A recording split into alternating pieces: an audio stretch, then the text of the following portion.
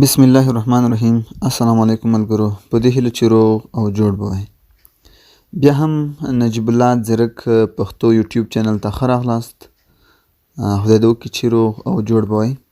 نن ورځ مې بیا هم تاسو ته د یو ښایسته اپلیکیشن په اړه نوموړی ویډیو برابر کړی دی. کولی شئ چې یو فیسبوک 15 ځلې 10 ځلې او یا له دې څخه هم زیات ځلې یو فیسبوک چې تا په خپل موبایل کې انسټال کړی دی دغه بیا یعنې تکراري انسټال کړئ او له دې څخه کار واخلئ.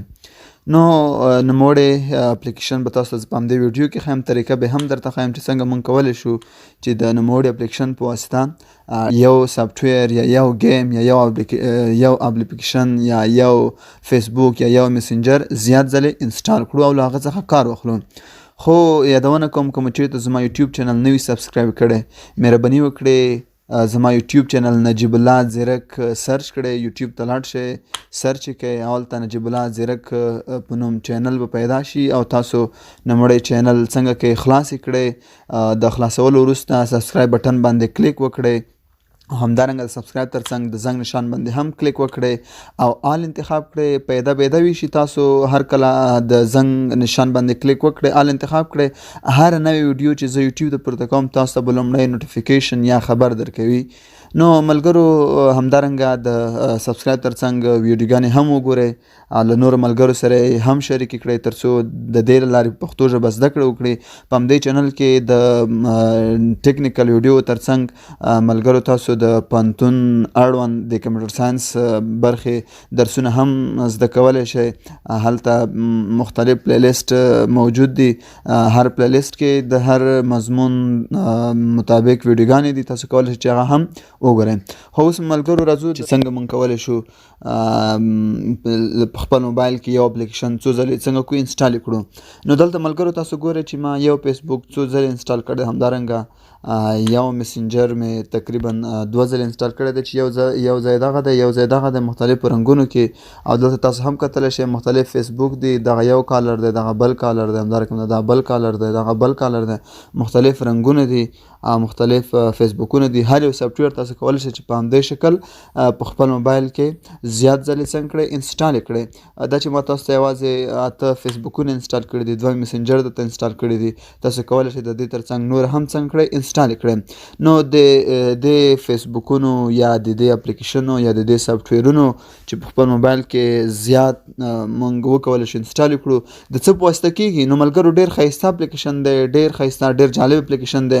ممکن تاسو مخکې نه وي لیدلی خو ویډیو یې تر پایه راسره وګورئ، کمنټ وکړئ او همدارنګه لایک یې هم کړئ، ملګرو سره هم شریک کړئ.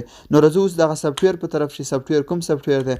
تاسو ملګرو دلته ګورئ اپ کلونر په نوم یو سافټویر دی. تاسو دغه سافټویر له پلی سټور څخه راښکته کړئ.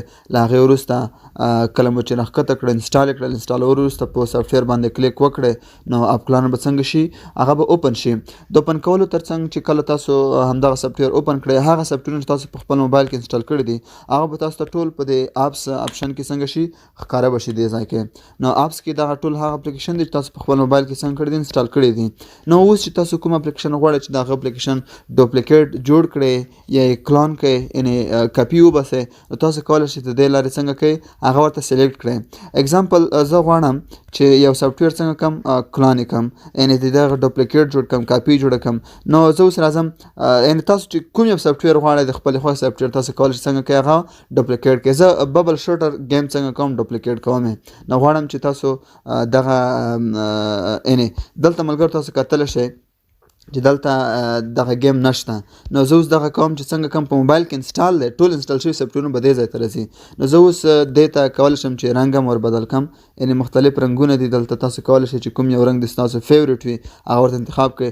دغه ټول سیټینګ دی. په راتلونکي ویډیو کې به د دې سیټینګ په مورد د تفصیل وغږیږو، په تفصیل سره به خبرې وکړو.